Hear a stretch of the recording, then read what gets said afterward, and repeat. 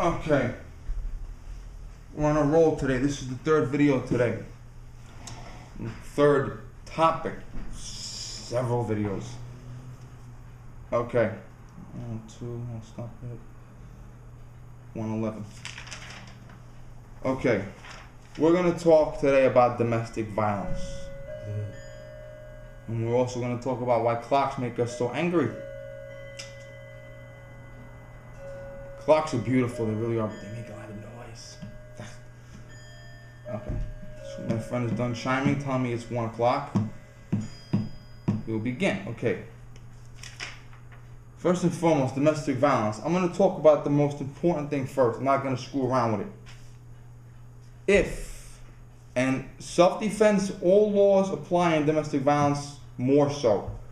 If, ladies, you wait, your husband beats the shit out of you. So you wait for him to go to sleep, step him and you kill him. Wait for him to pass out drunk and you kill him. Or you hire someone to kill him. Or you wait for him to come home from work and ambush him and kill him. So that is what we call first-degree premeditated murder. Yes. Yes, he is wrong for beating the shit out of you every day. However, the law requires you to retreat with safety whenever possible. So, when he passes out drunk, when he falls asleep, and he goes to work, that is called window of opportunity. And it is required of you by law to retreat. Get out of the house, get the kids, and run.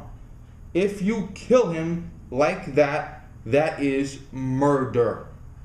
And I do not advocate any crime whatsoever on my channel, even that. Now, you might get lucky. You might get a really good lawyer, go to trial, and have the jury find you not guilty. Or you might be semi-guilty and semi-lucky, and the prosecutor and the judge will understand you.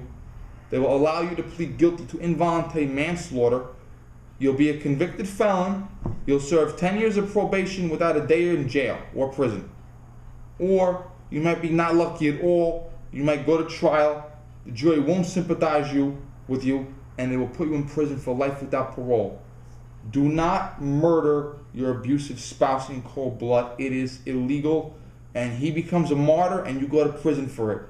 Okay? Don't victimize yourself, and don't victimize the children by doing that. Because they become orphans when you go to prison. Most likely, unless another adult take care of them. And they can go into the foster care system, and when they turn 16, they become criminals themselves. Foster care has many, many criminals coming out of it. Okay? Your husband beats you, you kill him in cold blood, you go to prison, they go to foster care, they get out of foster care, they go to prison. Don't do it, period.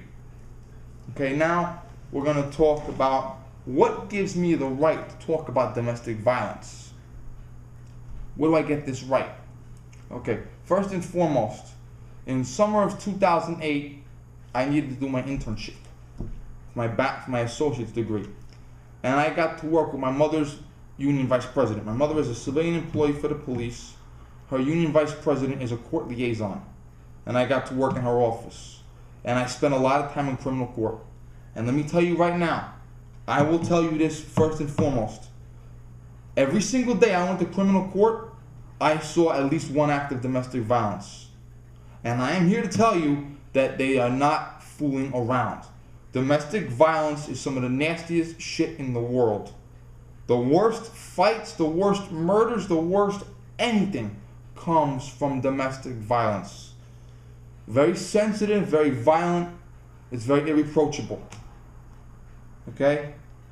After I got out of the internship and I went back to school that September of 2008, I had to take a mandatory class called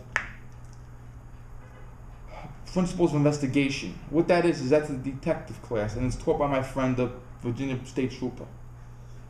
I learned how to respond to, investigate every crime from jaywalking to murder. And one of the things we talked about was domestic violence. And obviously, it wasn't very pretty. And the professor emphasized how bad situations are. Okay? He hated going to domestic violence situations because he didn't know what he was going to come up with. He didn't know if the 13-year-old kid beat the shit out of his mother for the 9th time. He didn't know if he was going to get knifed. He didn't know what happened.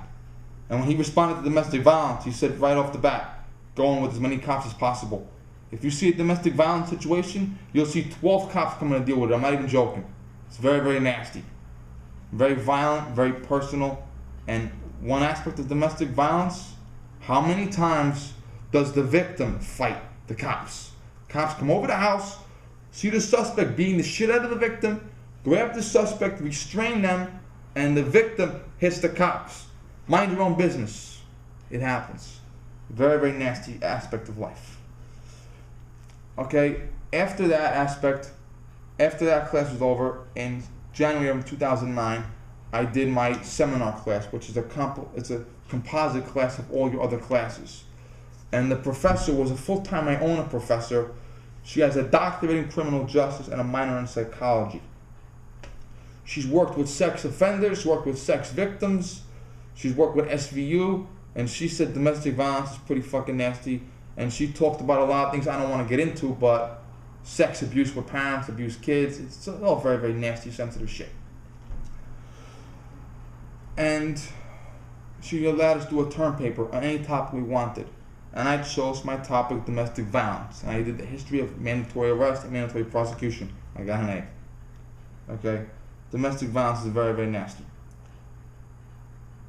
And if you believe that O.J. Simpson is guilty, do you?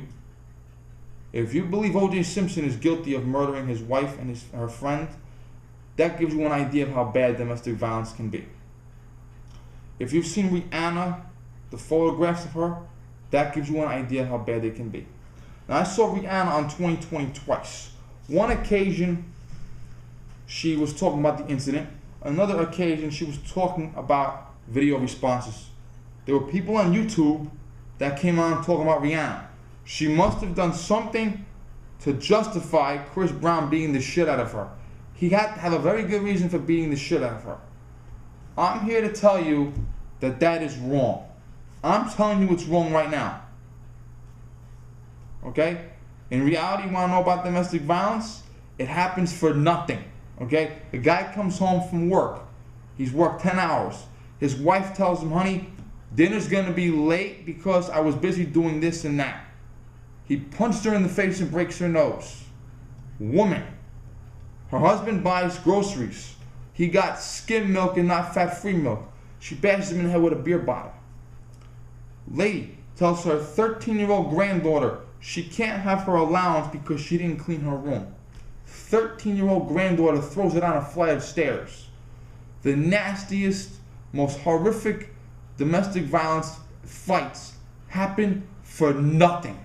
Literally nothing. And I don't care what the reason is. I don't care if your wife is sleeping with your best friend. If you touch a person, you're the one that's wrong. If your wife's a bitch, go downtown and file for a divorce like everybody else does. The minute you lay your hands on someone in anger, you are the guilty person. Yes, they started the argument, but you started the fight.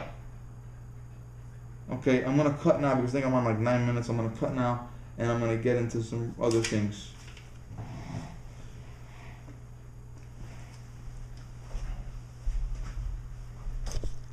Hey,